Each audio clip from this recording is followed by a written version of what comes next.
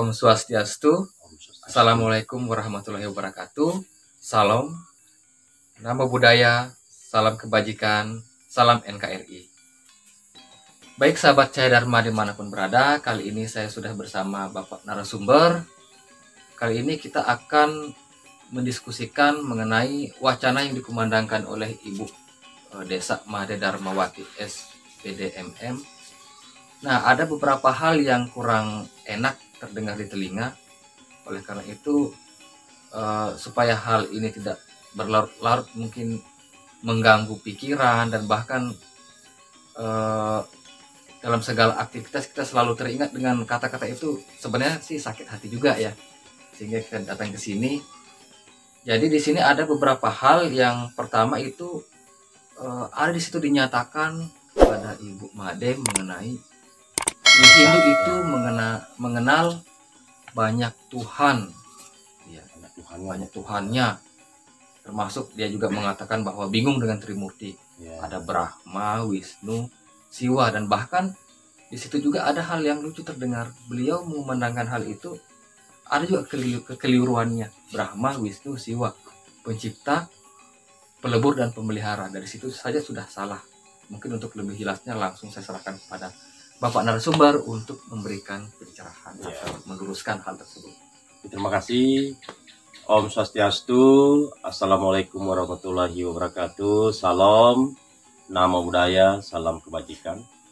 Pemirsa, sahabat-sahabatku Cahaya Dharma, sebangsa dan setanah air dimanapun berada. Ya.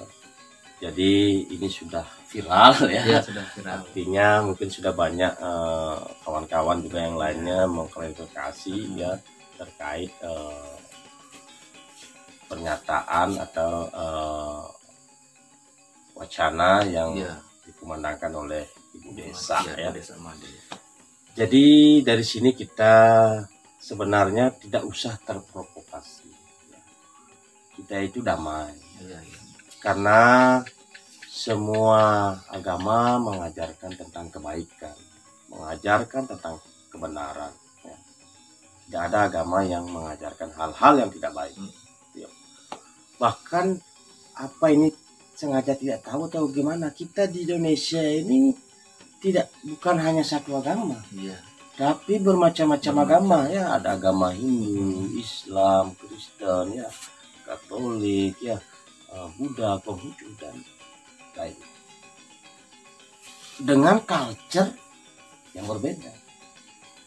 Bahkan Hindu saja, kalau Hindu di Bali sama Hindu di Jawa, Hindu di Toraja, itu beda sebutan Tuhan. Apakah Tuhan itu banyak? Ya tidak, satu. Misalkan di Hindu Bali disebut misalkan ada Sang Hyang Licin, ya, artinya Sang Hyang Paramokawi, ya.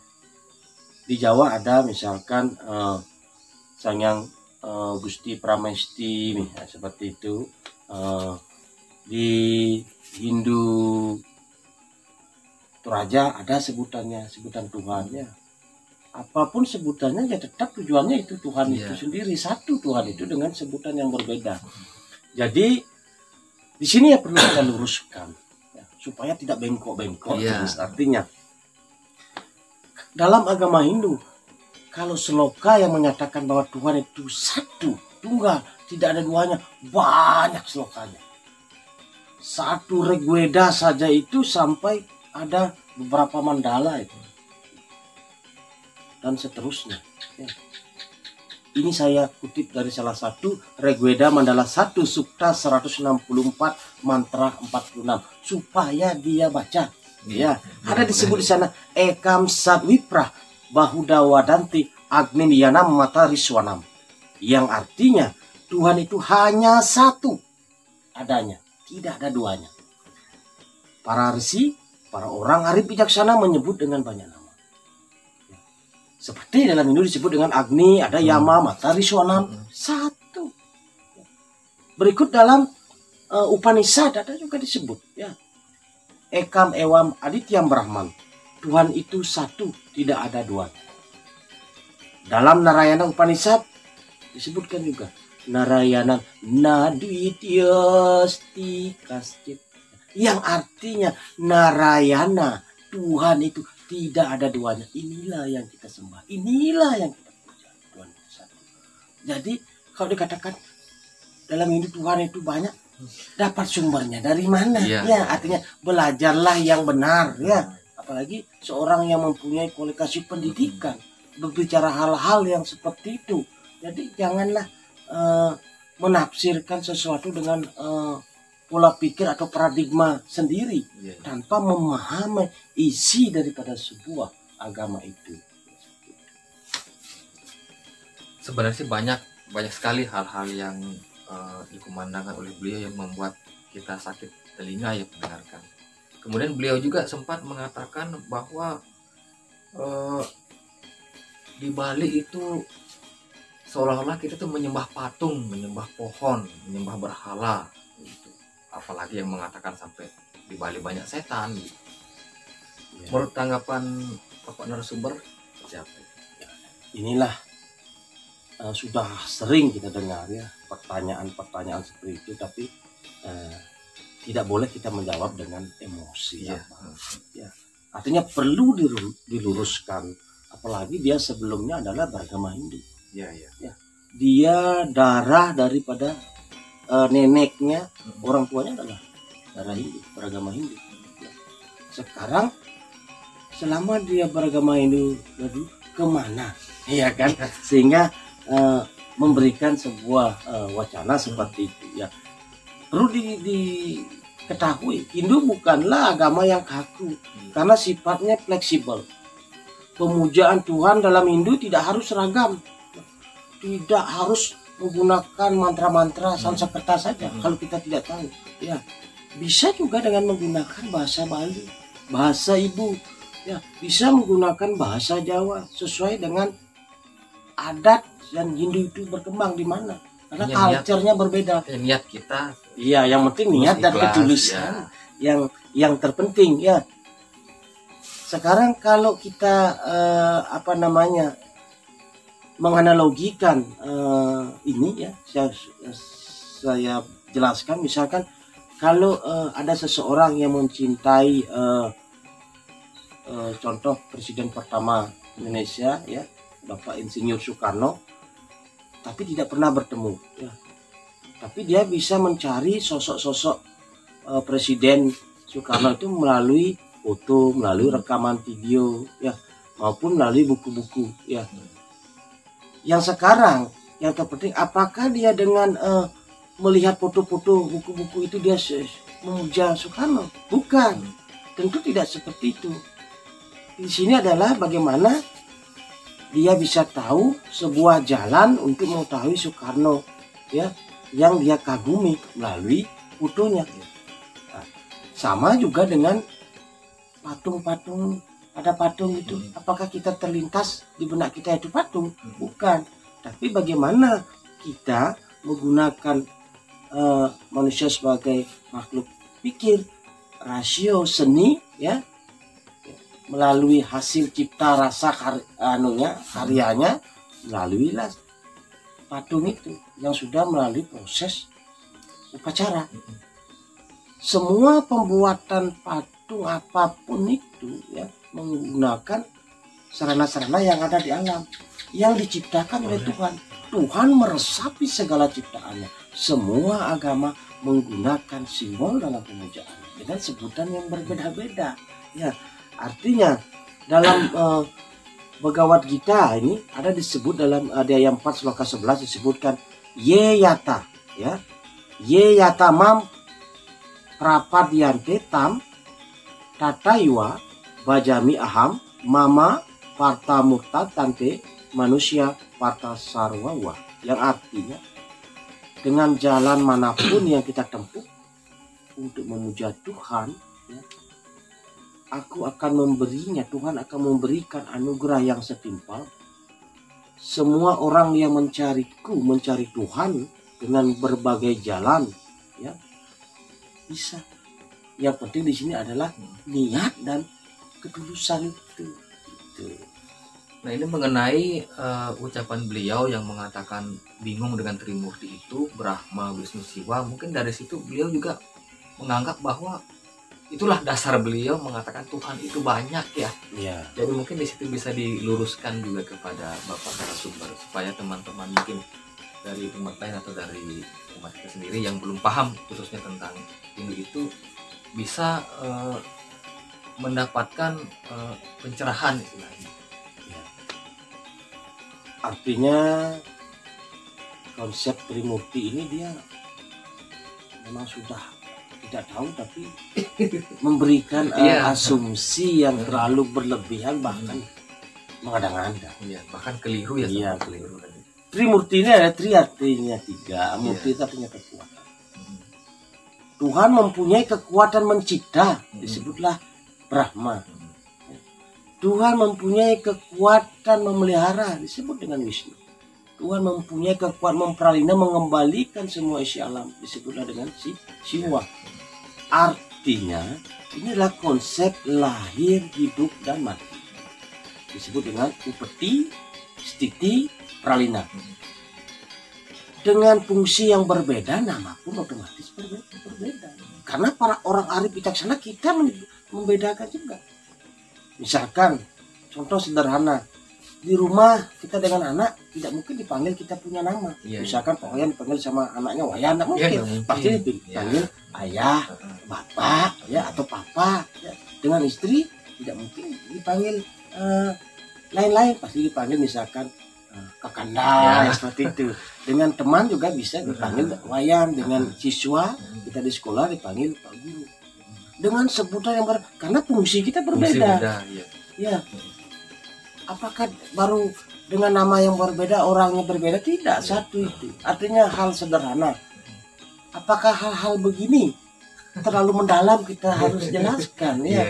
Itu kan ini kan sangat-sangat keliru. Artinya marilah kita beragama yang baik dan benar ya, sesuai dengan konsep-konsep ajaran agama, jangan sampai mentaksirkan hal-hal yang tidak baik ya.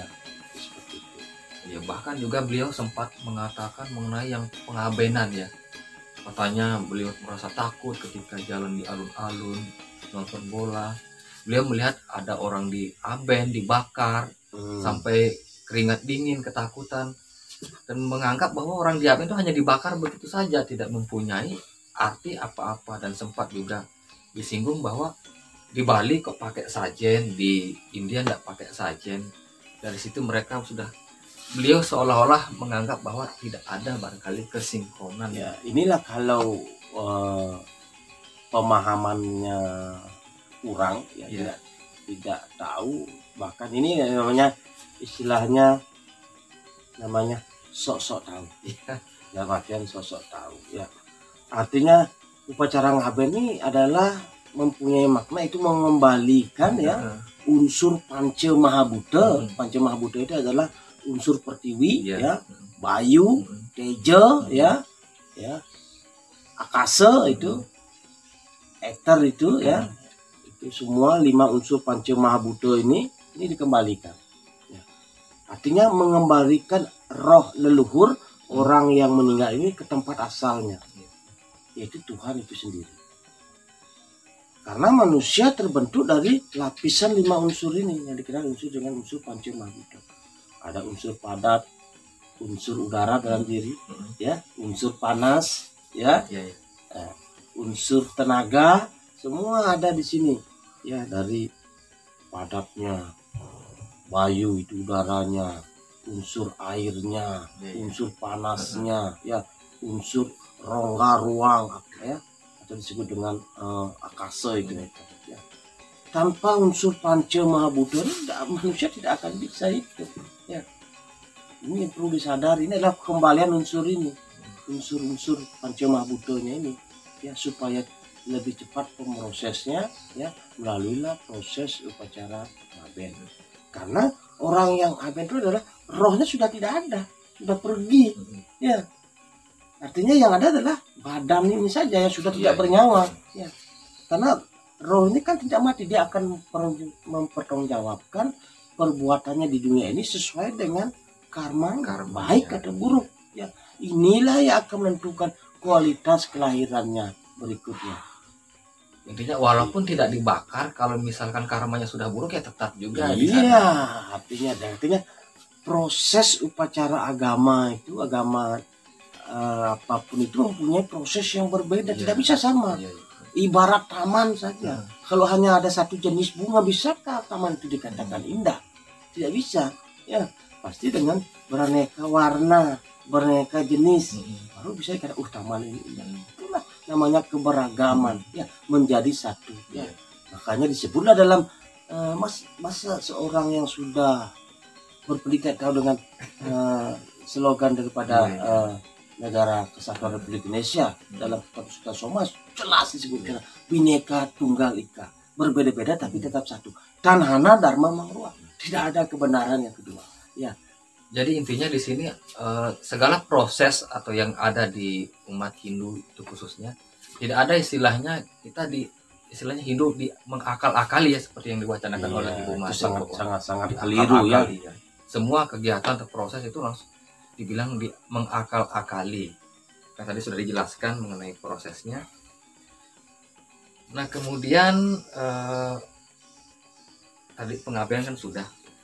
Artinya poinnya kan sudah terjawab. Artinya yang di sana di videonya yang ada terkait konsep ketuhanan, pemujaan, pengabenan kan seperti itu. Artinya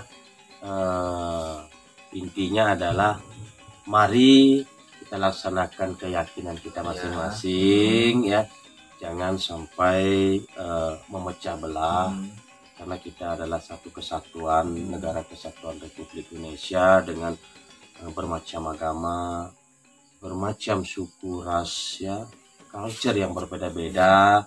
Jadi dari sinilah adanya Indonesia itu sendiri dengan keberagaman itu ya, menjadi satu dan selalu jaga kerukunan antar umat beragama. Hargai juga lah perjuangan para pahlawan kita yang sudah mengucurkan darah demi kemerdekaan kita. Sekarang sudah merdeka, masa kita mau bertengkar sesama bangsa sendiri ya. Jadi mungkin itu saja untuk bincang kita kali ini. Jadi intinya jangan mudah terprovokasi oleh orang-orang yang tidak bertanggung jawab. Tetap jaga persatuan. Tetap jaga persatuan dan kesatuan, jaga keharmonisan. Janganlah biarkan negara kita ini hancur hanya karena kita saling bertengkar satu sama lain. Ya. Kemudian mungkin sampai di sini dulu. Nanti kita lanjut pada perbincangan berikutnya. Terima kasih buat sahabat-sahabat yang sudah mensupport channel ini, yang sudah subscribe, yang sudah menonton. Jadi buat yang belum mensubscribe, mohon bantuan dan dukungannya untuk mensubscribe. Jadi karena subscribe itu gratis ya. Jadi untuk itu saya tutup dengan salam penganjat Pramu Santi. Om Santi Santi Santi Om. Wassalamualaikum warahmatullahi wabarakatuh. Namo Buddhaya. Salam kebajikan.